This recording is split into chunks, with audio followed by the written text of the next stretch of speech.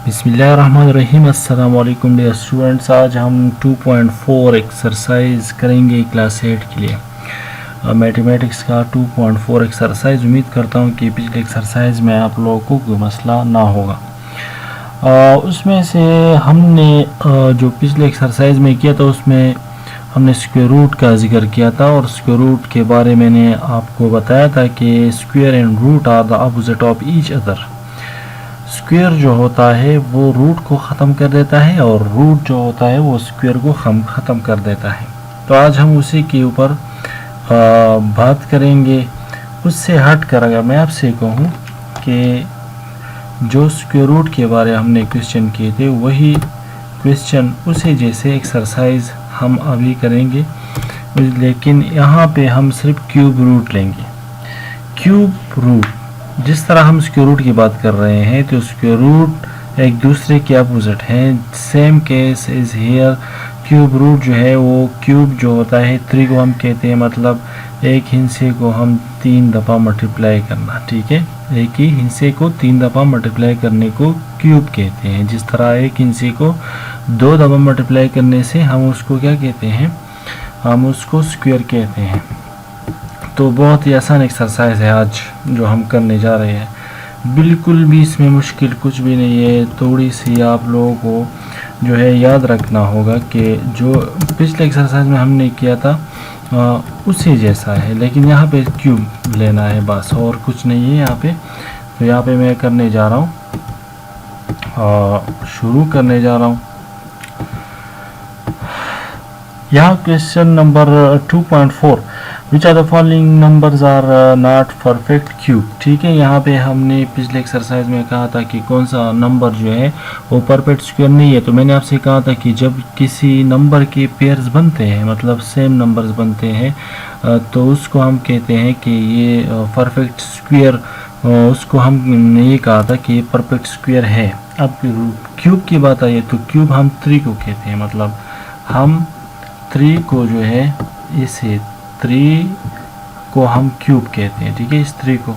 अब इस 3 को मतलब क्या है, मैं आपसे कहूँ कि 3 का क्यूब ले ले तो मैं इसका मतलब होगा 3 रेज़्ड टू पावर 3। तो इसका मतलब क्या है आपको पता है ना कि जब किसी हिस्से के ऊपर 3 आ जाए, 4 आ जाए, जो भी हो उसको उसी टाइम मल्टीप्लाई करना है, उतनी दफ़ा मल्टीप्लाई करना है। मतलब 3 मल्टीप्लाइड बाई 3 फिर मल्टीप्लाइड बाई और ये 3। ठीक है, मल्टीप्लाई कर ले। 3 3 ज़ार 9, 9 3 ज़ार 27। तो इसका आंसर जो है वो 27 है। मैं सिर्फ क्यूब की बात कर रहा हूँ, क्यूब रूट की बात नहीं कर रहा। क्यूब रूट जो है वो फिर हम मेथड पे करेंगे।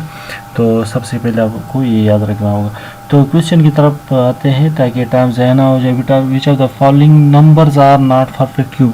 ये कह रहे हैं कि नीचे क्वेश्चन में कौन से नंबर जो है वो परफेक्ट क्यूब नहीं है, मतलब जिसके पेयर नहीं बनते। यहाँ पे याद रखिए कि स्क्वायर में हमने 2 पेयर बनाए, मतलब मैंने एक क्वेश्चन को 2 पे किया, दूसरी दफ़ा भी उसको मैं 2 पे ही करूँगा। यहाँ पे थोड़ा सा चेंज है कि एक हिस्से को मैं अगर 2 पे कर रहा हूँ तो दूसरी बार भी उसको 2 पे ही करूँगा और तीसरी बार भी उसी को 2 पे ही करूँगा। अगर तीसरी बार नहीं हो रहा तो फिर ये परफेक्ट क्यूब नहीं होगा। ठीक है, ये याद रखना होगा कि एक हिस्से को मैं 3 दफ़ा मल्टीप्लाई करूँगा। अगर होता है तो ठीक है, ये परफेक्ट क्यूब है। अगर नहीं हो रहा, उसके पेयर नहीं बनते, जिस तरह हमने स्क्वायर की बात की थी कि 2 के पेयर 2 2 3 3 5 5। ठीक है, इसको हम पेयर कहते थे।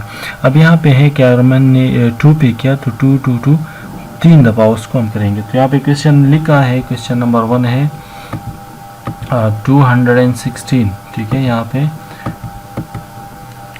क्वेश्चन 1 आप अपने बुक खोले, उसमें है क्वेश्चन 1। मैंने इतनी ज़्यादा बातें जो की कॉन्सेप्ट की कि आपको याद हो जाए, कि अगर ये याद ना हो तो फिर आप नहीं कर सकोगे। 216 को अभी मैं इसका लूँगा कि एक परफेक्ट क्यूब है कि नहीं। ठीक है, आपको पता होगा सोल्यूशन में मैं ऐसे क्या करूँगा, 216 का मैं भी कर रहा हूँ ना बाय प्राइम फैक्टराइजेशन। इसको हम प्राइम फैक्टराइजेशन कहते हैं। ठीक है, इसको हम डिवीजन में याद रखिए कि क्यूब रूट को हम डिवीजन पे नहीं कर सकते, सिर्फ स्क्वायर रूट को हम डिवीजन मेथड पे कर सकते हैं। स्क्वायर रूट में जितने भी हिस्से हो उसको हम कर सकते हैं, लेकिन क्यूब रूट को हम सिर्फ प्राइम फैक्टराइजेशन पे ही करते हैं। बाज़ बच्चे पूछते हैं कि सर ये प्राइम फैक्टराइजेशन एलसीएम वाला तरीक़ा है, ये जो यहाँ पे आपको दिखाई दे रहा है इस मेथड को हम प्राइम फैक्टराइजेशन कहते हैं, ठीक है। तो इसको 2 पे स्टार्ट कर ले, 2 2 1 are 2, फिर किस पे होता है यहाँ पे 216 है ना, हाँ बिल्कुल 216, तो अभी 1 की बारी है।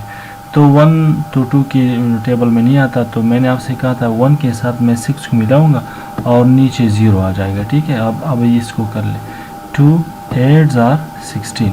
अब क्या करूं, दोबारा से 2 पे करना है, और आपको पता है तीसरी दफ़ा भी 2 पे ही करना है, क्योंकि मैं यहाँ पे क्यूब रूट की बात कर रहा हूँ। अच्छा अभी 2 पे फिर कर ले।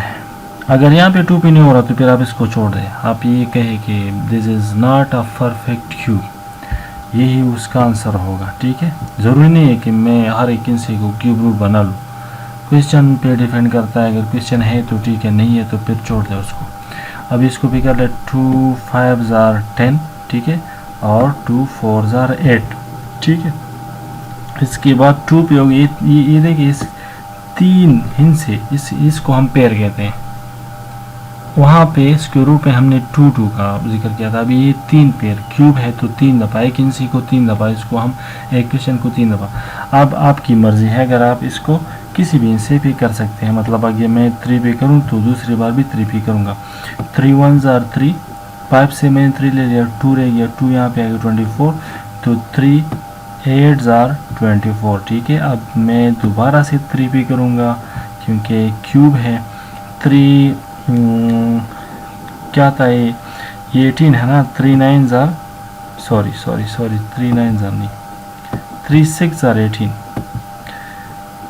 3 6 are 18, ये बन गया 6 आ गया ना यहाँ पे। अभी 6 की बारी है, तो यहाँ 54 सॉरी मैं यहाँ पे थोड़ी सी आपको बताऊँ, यहाँ पे थोड़ी सी मिस्टेक होगी, दोबारा से कर रहा हूँ। यहाँ पे देखें 2 2 are 4, 1 वहाँ पे चला गया तो ये 14 बन गया, 2 7 are 14। अब इसके बाद मैंने कहा था ना कि ये 3 पेयर बन गए, ये ठीक है। अब दोबारा से मैं अगर 2 पे अगर ये 2 पे होता है तो ठीक है, तो आप फिर 3 दफ़ा 2 पे ही करेंगे। अब ये 3 पे हो रहा है, ठीक है, तो 3 दफ़ा आप 3 पे करेगा, 3 दफ़ा नहीं हो रहा तो फिर आप इसको छोड़ देंगे, ये परफेक्ट क्यूब नहीं होगा। 3 9 are 27। अभी जो है इसको मैं फिर 3 पे करूँगा, 3 3 are 9, फिर इसके बाद 3 1 are 3।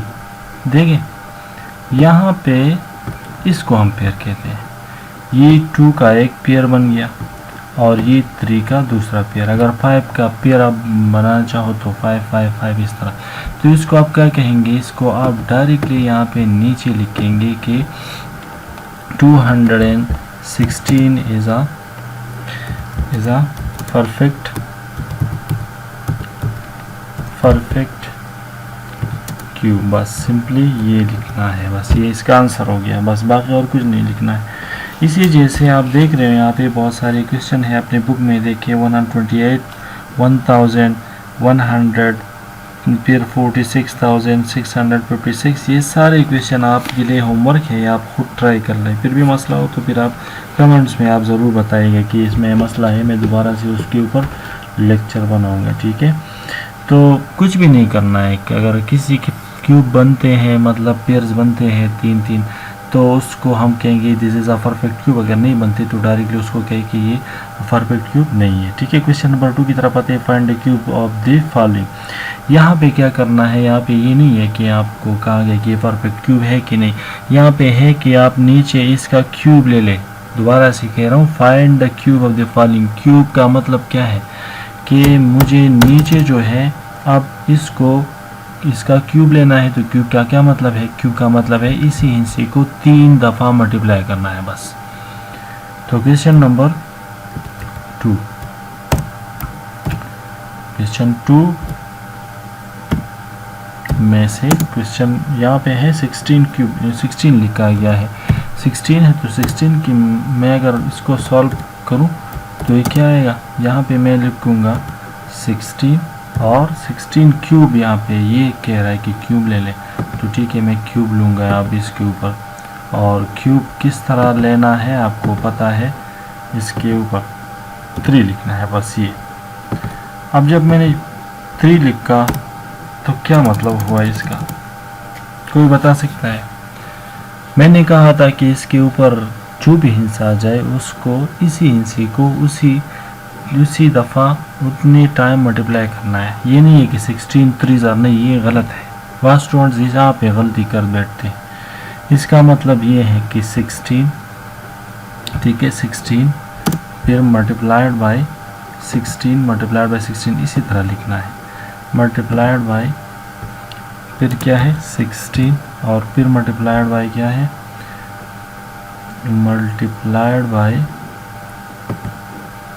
मल्टीप्लाई करना है इसके साथ, फिर 16 को इसके साथ मल्टीप्लाई करना है, ठीक है इसी तरह लिखना है। अब इसको 3 दफ़ा मल्टीप्लाई कर लें, जो आंसर आ गया वही इसका रिक्वायर्ड आंसर। तो मैं आपको ये करके ये वाला सॉल्व करूँ। 16 को 16 के साथ मल्टीप्लाई कर रहा हूँ अभी यहाँ पे, ये 16 है सॉरी, ठीक है। ये 16 को 16 के साथ मल्टीप्लाई कर लें, 2 दफ़ा मल्टीप्लाई करें, इससे जो आए फिर उसके साथ फिर 16 को मल्टीप्लाई कर लें। 6 6 जार 36, 3 कैरी हो गया, 6 1 जार 6 7 8 9। इसके बाद 1 6 जार 6 1 1 जार 1, तो ये बन गया 6। 9 और 6 से क्या आता है, ठीक है 15 आता है ना, तो यहाँ पे 5 1 कैरी हो गया, 1 और 1 2, तो 256 आएगा। अब इसके साथ फिर से मैं 16 को मल्टीप्लाई करूँगा, तो करें 6 6 जार 36, 3 यहाँ पे कैरी हो गया, 6 5 जार 30 30 और 3 33, 3 कैरी हो गया, 6 2 जार 12 13 14 15, ये 3 है, ठीक है। अच्छा 6 2 जार 12 13 14 15, तो यहाँ पे 15 लगा लें। Multiplied by 1 6 jar 6 1 5 jar 5 1 2 jar 2, तो ये ऐड कर ले 6 और 3 9 5 और 5 10, 1 के हो गया, 1 और 1 2 2 और 2 4, 4096 इसका जो है आंसर है। यहाँ पे मैं लिखूँगा कि इसका आंसर जो है रिक्वायर्ड यहाँ पे 4, अच्छा ये 4096 इसका रिक्वायर्ड जो है आंसर बन गया। बस यही इसका आंसर है। बाकी 55 20 क्यूब है, 55 क्यूब 75 क्यूब 12 क्यूब -15। अच्छा -15 क्यूब का क्या मतलब हो गया?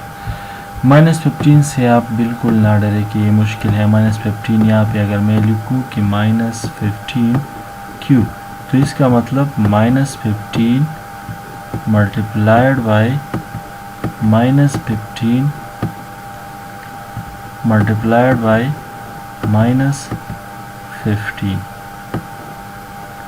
तो माइनस और माइनस प्लस, तो इसका मतलब क्या है? इसे ये हम हिंसे को मल्टीप्लाई नहीं कर रहे हैं अकेले, इसके साथ जो साइन है, जो सेम यहाँ पे साइन लगे हुए हैं, इसको भी मल्टीप्लाई करना है। तो माइनस और माइनस प्लस, प्लस और माइनस माइनस बन गया। तो माइनस और 15 को मल्टीप्लाई कर ले, 15 से जो आया उसके साथ दोबारा तीसरी दफ़ा भी 15 के साथ मल्टीप्लाई कर ले, जो आंसर होगा वही इसका रिक्वायर्ड आंसर होगा। ठीक है, ये आप कर ले। यहाँ पे एक और क्वेश्चन है 1/17 होल क्यूब, तो 1 को भी 3 दफ़ा मल्टीप्लाई करना है, 17 को भी 3 दफ़ा मल्टीप्लाई करना है।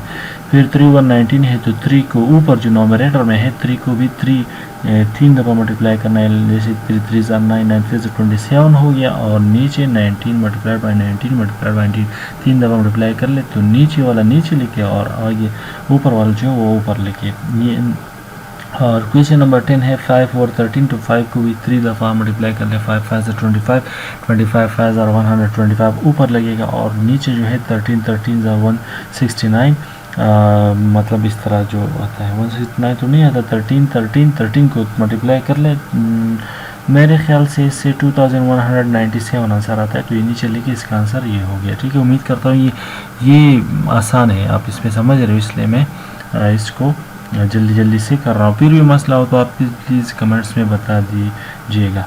Question number 3, find the cube root of the following. अब यहाँ पे क्वेश्चन चेंज हो गया। यहाँ पे ये नहीं है कि आप क्यूब ले ले, 3 नंबर मल्टीप्लाई कर ले, या ये परफेक्ट क्यूब है कि नहीं। यहाँ पे हम क्वेश्चन को थोड़ा सा चेंज कर रहे हैं। अभी क्यूब रूट की बात करेंगे। तो cube root, question number 3, cube root क्या है? क्यूब रूट लेना है।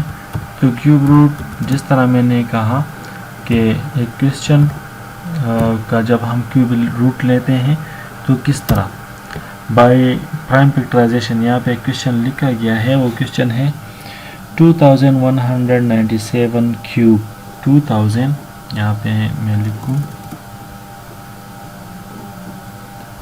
ठीक है, इसको मैं नीचे, ठीक है,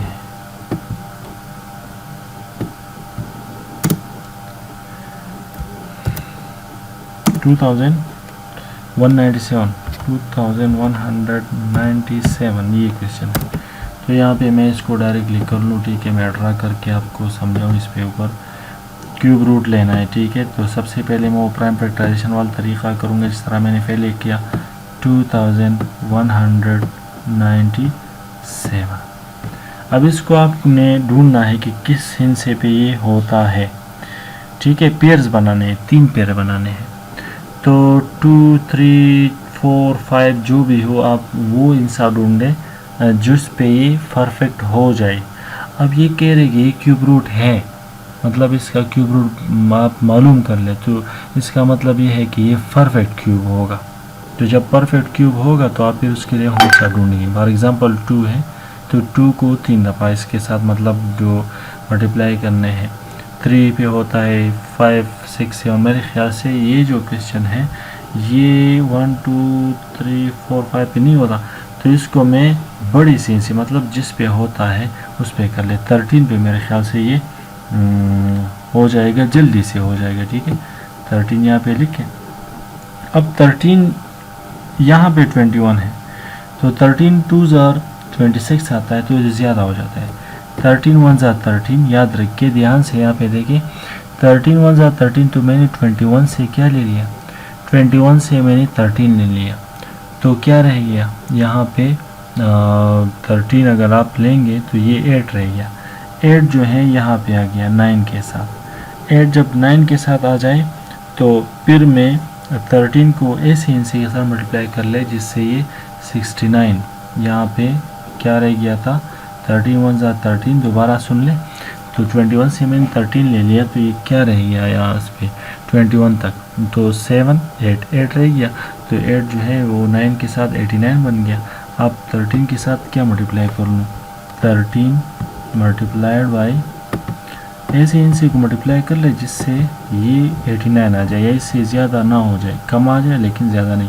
तो 13 मल्टीप्लाइड बाई, इसके साथ अगर मैं 1 2 3 4 5 अगर मल्टीप्लाई कर लूँ, ठीक है, 5 3 15, 1 कैरी हो गया, 5 1 5 और 1 65, ये तो कम है, 6 पे कर ले। 13 को 6 पे कर ले, 6 3 18, 1 कैरी हो गया, 6 1 6 और 1 78, ये बन गया। तो ये ठीक है, अगर आप सोच रहे कि ये भी कम है, मुझे तो 89 चाहिए, ठीक है। तो 89 यहाँ पे मैं थोड़ा सा यहाँ पे ऐड करूँ, ये 8 है ना, तो ये 89 आपको वैसे में ये है नहीं, इसके साथ मैं आपको मेंशन करूँ कि यहाँ पे है, जो वहाँ से कैरी हो गया था, जो रह गया था वो यहाँ पे आ गया, ठीक है। अच्छा, यहाँ पे आप 6 पे हो गया, अभी 7 पे कर ले ताकि ज़्यादा हो जाए, तो फिर मैं कम लूँगा।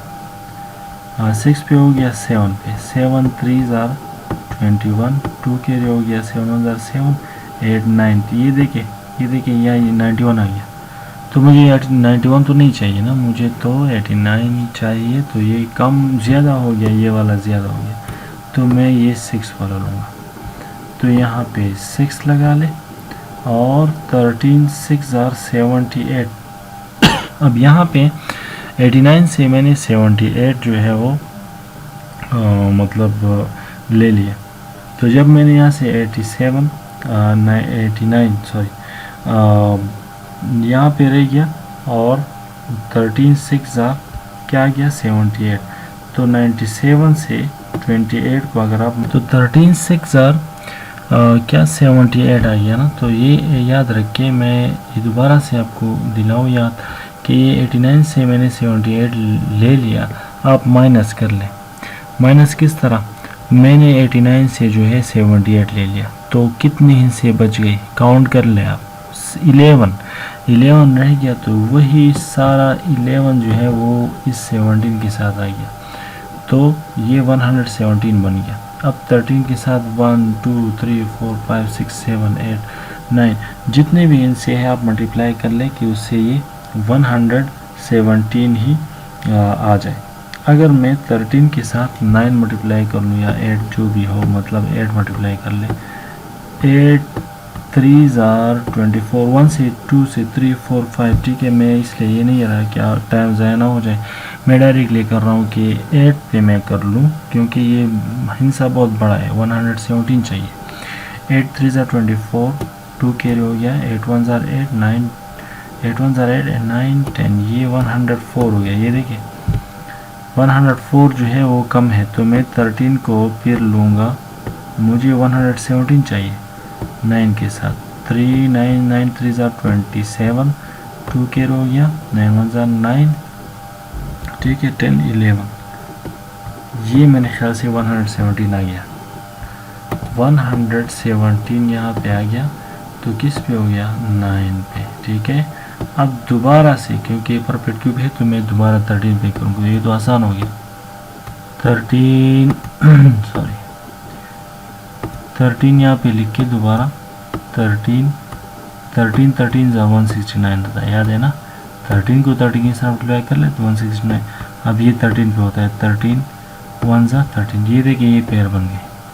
इसके बाद क्लास 7 पे आप लोगों ने जो है वो पढ़ा होगा कि जब हम इस तरह के जो क्यूब रूट लेते हैं स्क्वायर रूट में हम करते थे, सेम वही प्रोसेस यहाँ पे करना है। कैसे, यहाँ पे देखिए मैंने क्या किया था, मैंने क्यूब रूट ले लिया था। याद रखिए क्यूब रूट का सिंबल इस तरह होता है, ये जो होता है ये स्क्वायर रूट का होता है, यहाँ पे कुछ भी नहीं होता, यहाँ पे कुछ नहीं होता। लेकिन अगर यहाँ पे 3 आ गया तो इसको हम फिर क्यूब रूट कहते हैं। अगर यहाँ पे 4 आ गया तो फिर इसको हम फोर्थ रूट कहते हैं। अगर यहाँ पे 5 आ गया, फॉर एग्जांपल 5, तो इसको हम फिफ्थ रूट कहते हैं, ठीक है। जो भी हो आप यहाँ पे काउंट कर ले, उसके मुताबिक ये होगा। क्यूब रूट मैंने किस चीज़ का ले लिया, मैंने 2197 का ले लिया, तो इससे क्या आ गया अंडर रूट। क्यूब रूट जो है वो अपने जगह पर, यहाँ पे मैं 3 लिखूँ और इसे 13 13 13 लिख लें, ठीक है। 13 13 13, यहाँ इससे जो डिवाइज़र आ गया ना, जिसमें मैंने किया 13 मल्टीप्लाइड बाई, फिर क्या हो गया 13। वही तरीका है स्क्वायर रूट वाला, बाय फैक्टराइजेशन जो वो आप करते थे क्लास 7 में, वही तरीका है, ठीक है। अब इससे मैं पेयर लूँगा। पेयर मतलब 13 13 13 है, तो इससे मैं सिर्फ एक 13 लूँगा, ये क्यूब रूट बन गया। इससे एक 13 मैंने ले लिया, ठीक है, और इसके ऊपर 3, क्योंकि 3 थे तो 13 को 3, तो आपको पता है ना जिस तरह स्क्वायर रूट एक दूसरे के साथ कैंसिल होते हैं, यहाँ पे क्यूब रूट जो है वो क्यूब रूट के साथ ख़त्म हो जाते हैं। तो इसका आंसर जो है वो 13 आ गया। इसी तरह के ये बाकी क्वेश्चन जो है आप करेंगे, मतलब 3 हिस्सों का आप लोग जो है वो पेयर बनाएंगे। क्वेश्चन 2 3 4 5, यहाँ जो भी आपको मुश्किल पे लग रहा हो तो फिर आप मुझे बता दें। यहाँ पे अंडर रूट आया है नोमिनेटर डिनोमिनेटर, तो इसमें मुश्किल नहीं है। पहले आप ऊपर वाले का क्यूब रूट ले आए, फिर नीचे वाले का, और फिर उसको एक दूसरे पे डिवाइड कर ले। डिवाइड करने की ज़रूरत भी नहीं है, जो आंसर आ जाए। फॉर एग्ज़ाम्पल अब यहाँ पे 13 आया है, ठीक है। यहाँ पे मैं आपको बताऊँ, यहाँ फॉर एग्ज़ाम्पल 13 आए तो ऊपर आया ना, और नीचे से फॉर एग्ज़ाम्पल 3 आया है, तो इसी तरह आप लिखेंगे वहाँ पे, ठीक है। इस पर आप ट्राई कर ले। क्वेश्चन नंबर 4 में स्टार्ट करूँ। क्वेश्चन नंबर 4 में है find the value of cube root of 1000। बहुत ही आसान है यहाँ पे फर्स्ट क्वेश्चन, और सेकंड क्वेश्चन जो है -125 क्यूब रूट, तो दोनों आसान है, दोनों का क्यूब रूट आप लेंगे। तो एक मैं आपके सामने कर लूँ, दूसरा आप फिर खुद करेंगे, ठीक है। कौन सा क्वेश्चन है यहाँ पे? Question number 4। Question 4 under the root 1000, कौन सा वाला मैं करूँ? नीचे माइनस वाला है, तो 1000 जो है वो आप इस तरह करेंगे। इस तरह मैं आपको वैसे ही ड्रा कर लूँ कि कैसे करेंगे, ठीक है। इस तरह लिखा गया है cube root of 1000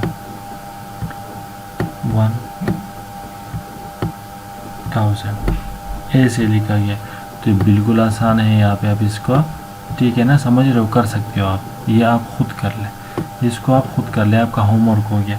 question number 2 इसमें है फाइंड द क्यूब रूट, ये भी इसी तरह है, ये मैं करूँगा और ये जो मैंने ये वाला आप करेंगे, ये मैं करूँगा, ठीक है। ये -125 वाला, ये क्वेश्चन 2 पार्ट जो है इसका 2 पार्ट जो है क्यूब रूट ऑफ, बड़ा लिखूँ ताकि आपको नज़र आ जाए, क्यूब रूट ऑफ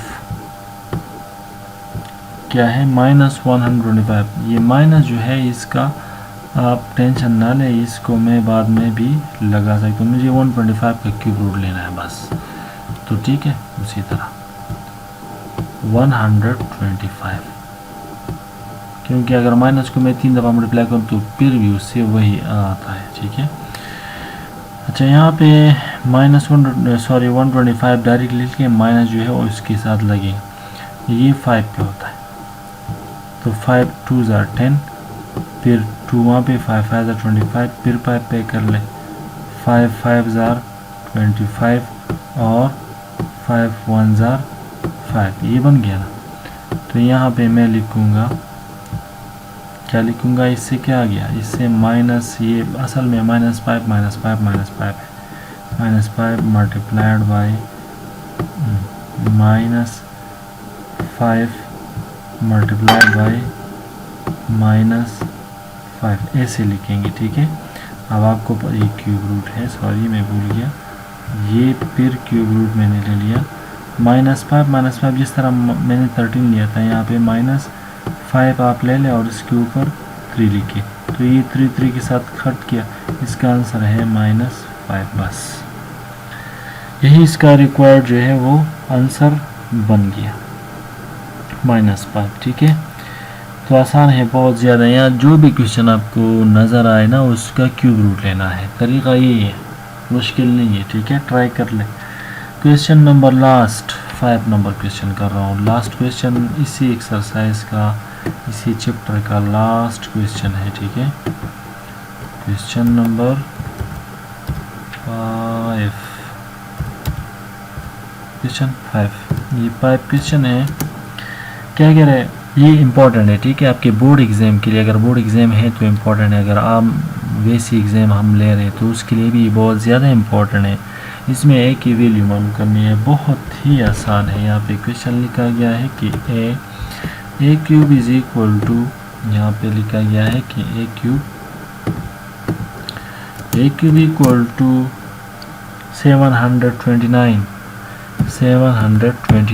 ठीक है। मुझे क्या कह रहा है इसमें, ये कह रहा है कि फाइंड द वैल्यू ऑफ क्या, ए की वैल्यू मालूम करनी है। तो ए की वैल्यू मैं किस तरह मालूम करूँ, आपको पता है कि ऊपर जो है ये 3 है, इस 3 को मुझे ख़त्म करना है, क्या करना है, इस 3 को जो है मुझे ख़त्म करना है। जब मैं 3 को ख़त्म कर रहा हूँ, फॉर एग्ज़ाम्पल मैं किसी से पूछूं कि आप इस 3 को किस तरह ख़त्म करेंगे, तो वो क्या कहेगा पता है। फॉर एग्ज़ाम्पल मैं इस 3 को ख़त्म करना चाहता हूँ, मैं एक स्कूल में था ना, मैं आपको एक किस्सा सुनाऊँ। उस स्कूल में था तो मैंने एक यहाँ पे बोर्ड में क्वेश्चन इस तरह लिखा, और फिर मैंने कहा एक स्टूडेंट से कि आप आओ और यहाँ पे अगर मैं इस ए के ऊपर से ये 3 जो है ये ख़त्म करना चाहूँ तो किस तरह करूँगा। तो आपको पता है क्या किया उसने, वो आ गया, उसने कहा ये तो बहुत सिंपल है सर। मैंने कहा अच्छा ठीक है, इतना काबुल हो चुप करो। तो उसने डस्टर उठाई ऐसे और उसको मिटा दिया। मैंने कहा ये तो बहुत आसान था। Good good. तो ये तरीक़ा बिल्कुल नहीं है कि आप इसको इस तरह मिटा दें, ठीक है। ये तरीक़ा है, आप इसका क्यूब रूट लेंगे, ठीक है। क्यूब रूट लेंगे इसका, तो वही तरीक़ा है। अब इसको नीचे लिख के यहाँ पे मैं नीचे यहाँ पे लिखूँ, ठीक है। यहाँ पे ए क्यूब, ये डायरेक्टली यहाँ पे लिख लें, यहाँ पे मैंने लिख लिया। अब जब मुझे ये क्यूब ख़त्म करना है तो जब मैं रूट को ख़त्म करूँगा तो क्यूब लेता हूँ। याद रखिए यहाँ पे अगर मैं ए के ऊपर 3 है ये ख़त्म करना चाहता हूँ तो मैं क्यूब रूट लूँगा, सॉरी, ठीक है। दोबारा से लिखूँ, अगर ए के ऊपर 3 है और मैं ये ख़त्म करना चाहता हूँ तो मैं इसका 3 है तो क्यूब रूट लूँगा। ये इसका आंसर है। अगर ए के ऊपर अंडर रूट है, मतलब इसकी ये एक दूसरे के जो है अपोजिट है, इस तरह है, तो मैं इसका क्या लूँगा, तो फिर मैं इसका क्यूब लूँगा। जिस तरह ये ख़त्म होता है इस तरह, और जिस तरह ये दोनों ख़त्म हो जाते हैं। तो मैं ये क्यूब ख़त्म करना चाहता हूँ, मैं क्या करूँगा, मैं इस तरह, ये देखिए, taking cube root both side, यहाँ पे लिखेंगे taking cube root both sides. तो ये तो ख़त्म हो गया, ठीक है। ए यहाँ पे रह गया, ए इज़ इक्वल टू, लेकिन ये तो ख़त्म नहीं हुआ। ये किस तरह ख़त्म होगा, जब मैं इसका क्यूब रूट ले लूँ। और क्यूब रूट आपको पता है ना ये तरीक़ा है कि नहीं, मैंने कहा था ना, जहाँ भी क्वेश्चन आपको नज़र आए यही तरीक़ा मैं इस्तेमाल करूँगा। अब 729 को ऐसे हिस्से पे करें जिस पे ये कम्प्लीटली ख़त्म हो जाए, ठीक है। 1 2 3 4 5, मेरे ख्याल से ये 9 पे होता है, ठीक है। मैं 9 पे डायरेक्टली कर लूँ ताकि जल्दी हो जाए। 8 9 ज़ार, ये देखें 8 9 ज़ार 72 डायरेक्टली पता चलता है। 8 9 ज़ार 72 और सॉरी 9 8 ज़ार 72 और 9 1 ज़ार 9। अब इसको दोबारा से मैं 9 पे करूँगा, ठीक है, ठीक है। 3 पेयर बनाने हैं, तो 9 9 ज़ार 81 हो गया। अब इसके बाद आखिर वाला फिर 9 पे होता है, तो 9 1 ज़ार 9। तो ये देखिए ये पेयर बन गए। तो वही तरीक़ा है, मैं दोबारा से इसको इसके अंदर लिखूँगा, ठीक है। मैं डायरेक्टली लिखूँगा 9 मल्टीप्लाइड बाय 9 मल्टीप्लाइड बाय क्या है 9।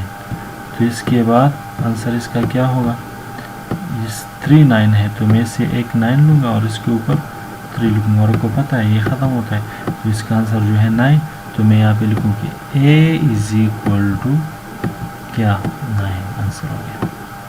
कितना आसान होता है ना ये। तो उम्मीद करता हूँ कि आप लोग इस पे समझ गए होंगे। आसान है बहुत ज़्यादा, फिर भी मसला हो तो आप मुझे कमेंट्स कर सकते हैं या मेरे पर्सनल नंबर पे जो है आप व्हाट्सएप कर सकते हैं, ठीक है। जहाँ भी मसला हो मैं आपको वहाँ पे करूँ। और SPS नाथ के जो स्टूडेंट्स हैं उसके लिए ये बाकी जितने क्वेश्चन मैंने छोड़ दिए वो आपके लिए होमवर्क हो गया। अपनी नीट कॉपी में उसको नोट कर लें और प्रैक्टिस कर ले रफ वर्क में। जितना प्रैक्टिस करोगे उतना ही आप लोगों को क्वेश्चन जो है उसमें आसानी पे होगी, ठीक है। तो ये एक्सरसाइज 2.4 जो है वो ख़त्म हो गया। इसके बाद जो रिव्यू एक्सरसाइज है, याद रखिए रिव्यू एक्सरसाइज में पिछले एक्सरसाइज चैप्टर में जितने भी एक्सरसाइज होते हैं उसमें जितने भी क्वेश्चन होते हैं उसमें से एक एक उसमें से लिया गया होता है। तो आप उस पर भी प्रैक्टिस कर सकते हैं, उस पर भी अगर मुश्किल हो तो आप फिर मुझे बता सकते हैं। तो ये चैप्टर नंबर 2 जो है ये हमारा ख़त्म हो गया। इंशाअल्लाह नेक्स्ट लेक्चर में हम स्टार्ट करेंगे 3 चैप्टर और बहुत ही ज़्यादा आसान है। आपको पता है प्लस माइनस वाले क्वेश्चन है। आपको पता है जब भी आप लोग मैथ्स का काम शुरू करते हैं तो याद रखिए उसका बेसिक जो कॉन्सेप्ट होता है वो ज़रूर आप उसको याद कर लें। फिर अपने आप को समझाए कि उसमें क्या कह रहा है, मैं क्या मालूम करूँगा, कौन सा मैं मेथड इस्तेमाल करूँगा। ठीक है। तो इसमें मैं आप लोगों को उसका मेथड समझाऊंगा, उसकी जो बेसिक कॉन्सेप्ट है वो समझाऊंगा। जब बेसिक कॉन्सेप्ट मैंने आपको समझाए तो आप पहले एक्सरसाइज या जितनी भी क्वेश्चन आपको अगर कोई और करे तो आप उसको डायरेक्टली कर सकेंगे। ठीक है, बेसिक्स जो है मैथ्स के उसको आपने याद करने हैं। तो इंशाल्लाह वो हम करेंगे। बाइनरी नंबर्स है, बहुत ज़्यादा आसान है और ये 2 चैप्टर जो है हमारे ख़त्म हो गए। और फिर भी आप रिवीजन किया करें, टाइम ज़ाया ना करें। फिर ये मसला हो तो आप मुझे इस कमेंट्स में ज़रूर बताइएगा। और अगर आप लोग जो है अपने रफ वर्क में सारे क्वेश्चन लिख सकते हैं, लेकिन अगर 10 क्वेश्चन है तो आप उसमें से 5 कर सकते हैं, अगर 5 है तो 3 कर सकते हैं। ठीक है, और इसी तरह के आप क्वेश्चन जो है वो कर लें। बाज़ औक़ात पूछते हैं स्टूडेंट ना कि हम कितने करें, तो 5 है तो 3 कर लें, अगर 10 है तो फिर उसमें से 5 कर लें। ठीक है, और अगर आप लोग इस चैनल में नए हैं तो प्लीज़ इसको ज़रूर सब्सक्राइब कर लें, ताकि फिर आपको ये ना कहे कि हमें वीडियो नहीं पहुंची, लेक्चर नहीं पहुंचा। तो जब आप इसको सब्सक्राइब करेंगे और जो बेल का आइकन है उसको आप प्रेस कर ले, ताकि नई हमारी जो अपडेट लेक्चर्स है वो आपको सबसे पहले अपडेट होती रहे। ठीक है, तो अपना ख्याल रखिएगा, अपने घर वालों का, अपने पेरेंट्स का ख्याल रखिएगा और मुझे अपनी दुआ में याद रखिएगा। तब तक के लिए